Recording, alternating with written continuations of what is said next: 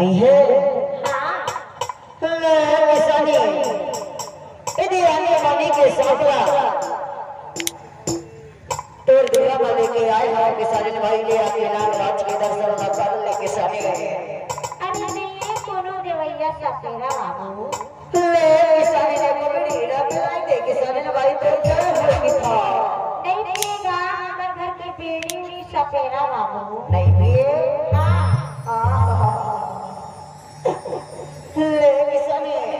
अरे असली जगमोहरा इधे सिवा साफे इधे काला नाग है इधे पहाड़ चिट्ठी है इधे बगडमरा धर के दूर दूरा में आए हो किसानी ले अपने नागराज के दर्शन कर ले किसानी अरे नहीं कोनो देवैया सपेरा बाबू हर जड़ी बूटी धरा था अरे यही जड़ी बूटी के बदले भगवान साफला मछली जैसे बगल ले थल किसानी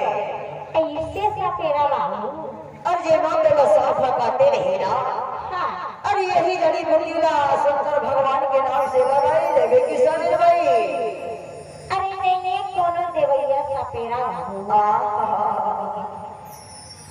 पाली भर जिंदगी सुपा भर जिंदगी थामा कर देवे वाला गुट के खाए के हो तो ना बताओ किसानी अरे नहीं कोनो देवैया सपेरा बाबू ले किसानी ले आके मोल नागराज के दर्शन कर ले किसानी नहीं देगा कोनो देवैया इधे आने वाली के साफला इधे पंचसवा हवे इधे काला नाग हवे इधे बगड़ोरा खलो हवे आने वाली के साफला दूर दूरा वाले के आए हम किसानी ले आके नागराज के दर्शन कर ले की था अरे नहीं कोनो देवैया सपेरा बाबू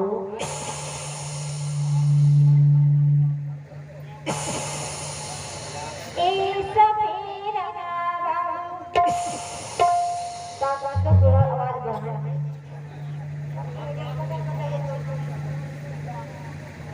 ए सपेरा बाबू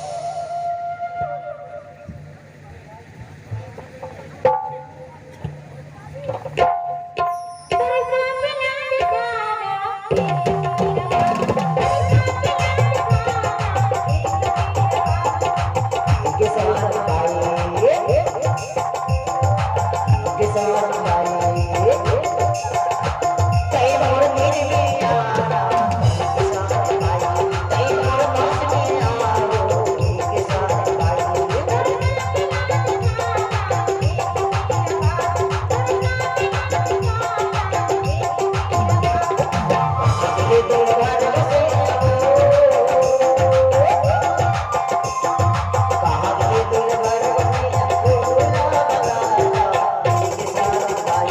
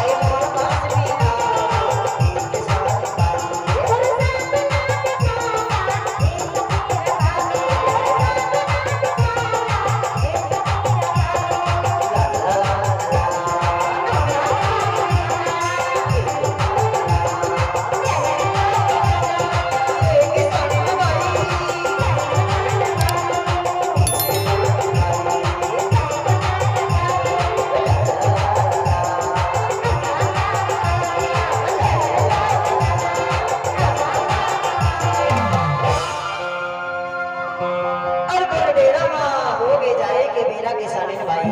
हाँ और मैं हाँ पंडेरा जाता जाता हो के बेहरिया के बेरा और मोला डेरा घर जाना है के साले अरे सुनो सपेरा बाबू काहे अरे तुम बैठ लेते कैसे हुआ तो केंद्र राव बैठ लेता अरे तो केंद्र राव बैठा के मुलाकात बतावे के साथ